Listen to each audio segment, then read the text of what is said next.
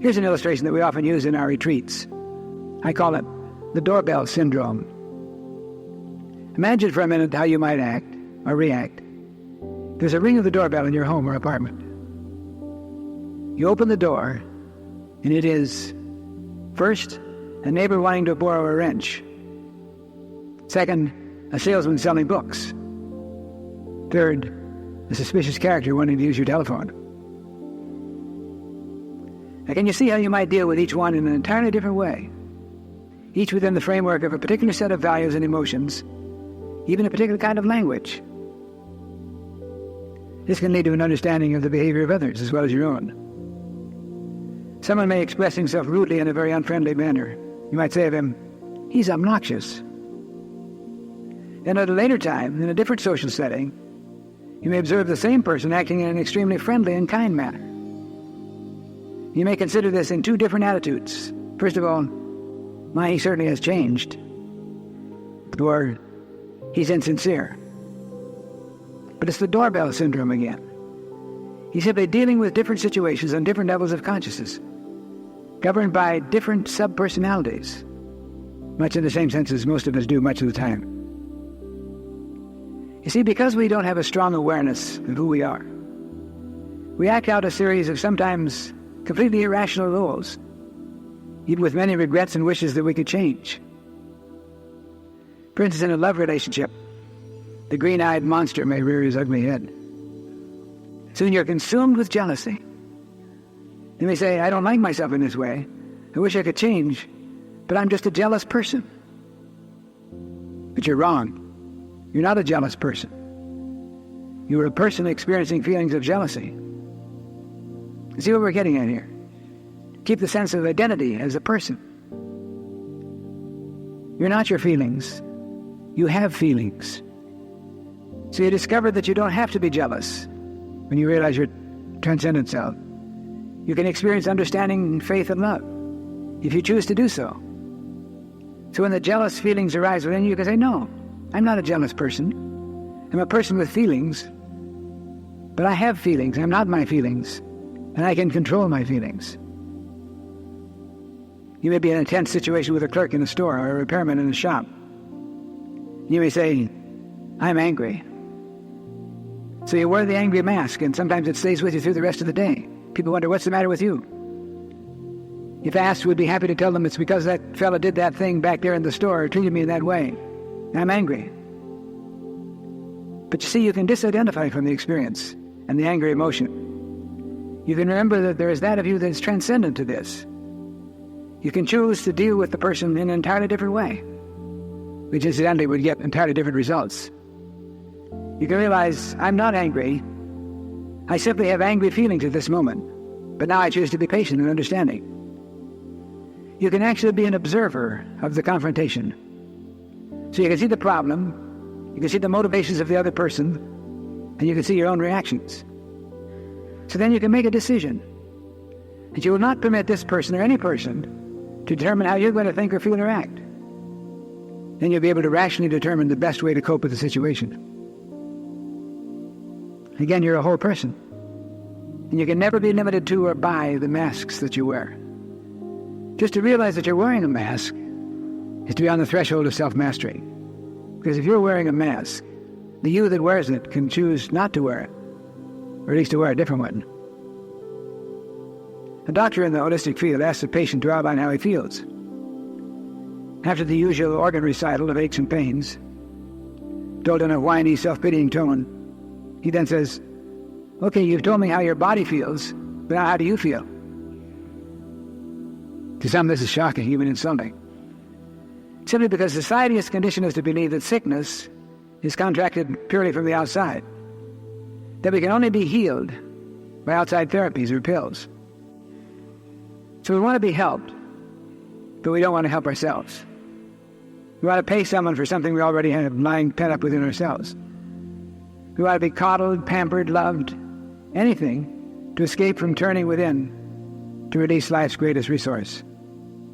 Matthew Arnold says, "We would have inward peace, but we will not look within." You see, what the holistic doctor was getting at is that an ailment is basically a dis-ease in the body, a dis-ease. But you're not your body. You have a body.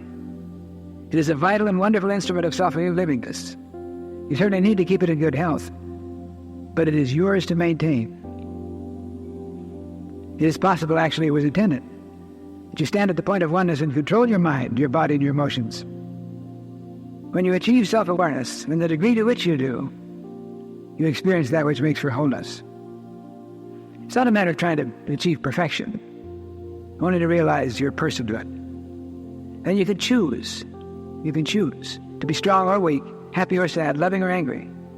But you'll always know that it's your choice. Not he made me angry, or this situation makes me upset, or this person causes me to be jealous. You chose that emotion. But when you know that it's your choice, then you stand astride the experiences of life like a giant colossus. You may be in pain, you may be suffering with some physical problem. Someone may ask you, how do you feel? You may respond, my body is hurting, but I choose to know that I'm in the flow of healing life. I choose to take charge of my mind. There's another aspect of this goal of getting to know yourself. Who are you? Are you the person that you represent to the world? Are you the one your friends, neighbors, and strangers see when they look at you?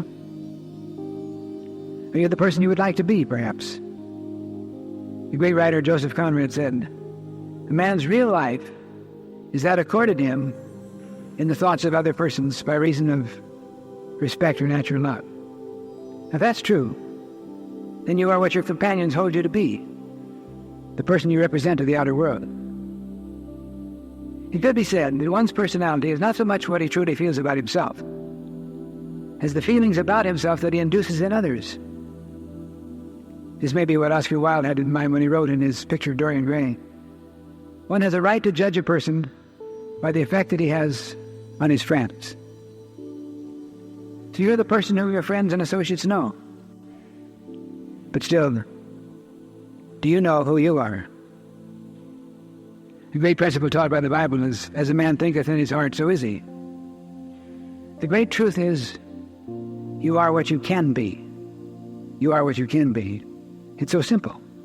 It's invariably overlooked. There's a whole of you that exists within the partial creature that you're expressing. The oak tree is inherent in the acorn. The eagle lies within the egg. And the Christ of your being is always within you as your power to grow, to overcome, to excel.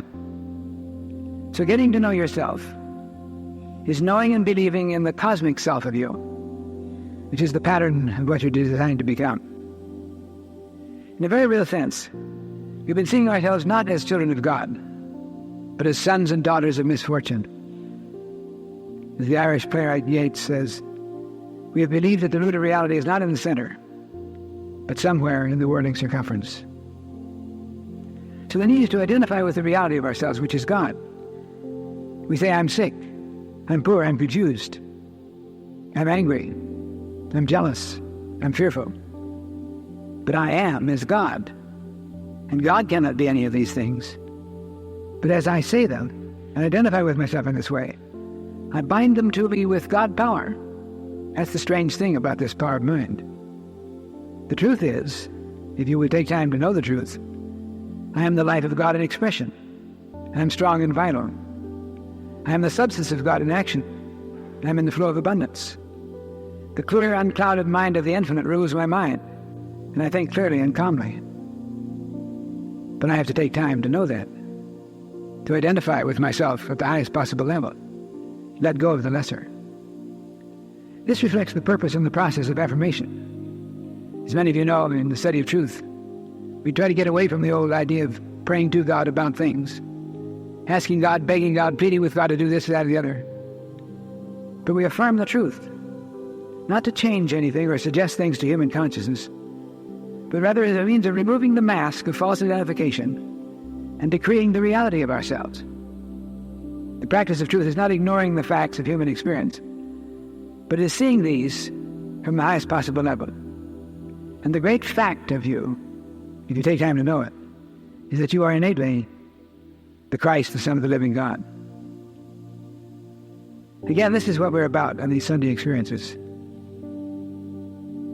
getting to know ourselves. We want to identify ourselves with the whole person that we are and always have been, so that we can consciously and confidently stand aloof from ourselves, from the body and emotions and the moods and sub-personalities that hold us in their sway. The goal is to know yourself, to respect yourself, to love yourself, to have confidence in the divine creative flow within yourself, so that, as Montaigne says, you may put your ear close by yourself, hold your breath, and listen. We talk a lot about oneness as the goal of our study on truth. Realization of oneness, wholeness. And I'm a completely perfect and perfectible expression of the infinite. That I'm one with mind, one with God, one with life, one with the allness of the infinite. So the important thing is to know I am one. I am one. Beyond the limitations that I see in the mirror of the human. Beyond the self-identifications that I've developed over a period of my life in the habit patterns of the subconscious mind. Beyond all of this, I'm one, I'm whole. I'm one. Taking liberty with the proper words and usages, I form the word wonderful. Wonderful. You can say this without a person realizing you're egotistical. I'm wonderful. I'm one. In a divine sense, the wholeness of me is one. One with life, one with God, one with the infinite. I am wonderful. I'd like you to join with me in saying that for a moment now. I am wonderful. Again, I am wonderful. This means that you disidentify from all the two-derfuls, if you will. All the dualities, all the limitations, all the consciousness of weakness, sadness, jealousies, all the things that recognize the duality of life. But I'm wonderful. I'm wonderful. Say it again. I am wonderful. I'm wonderful. Again, I am wonderful. Let's get still and think about this for a moment in the quiet.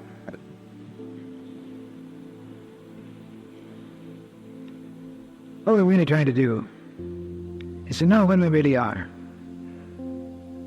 Unconsciously, in the human sense, we analyze our life in trying to know what we are. We think in terms of the sub-personalities, the habit patterns, the complexes, the moods, the I am fearfuls, the I am jealous, the I am worried. So we let all this go. Identify with the wholeness of us, the wonderfulness of us. I am one. I am whole. So for a moment, think of yourself as getting off the stage, out of the roles that you've been acting. Disidentify from all of this. Identify yourself as a spiritual being, that which is always behind the mask, the deep central I within you, the person you really are in truth. Look into the mirror of truth, of spiritual awareness, as you see yourself as you can be, as in your heart of hearts you desire to be, and whisper, I am one. I am one. I am whole. I am complete. I am wonderful.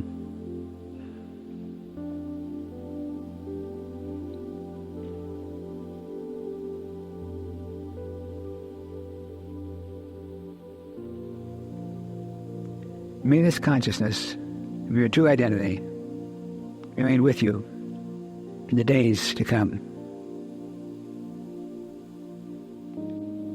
And may you join with us in spirit, if not in person, in our Allentown retreat, constantly and consistently and progressively, feeling this awareness of oneness, getting to know yourself, really.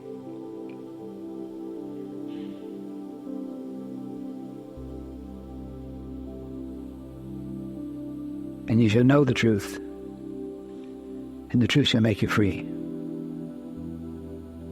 So be it.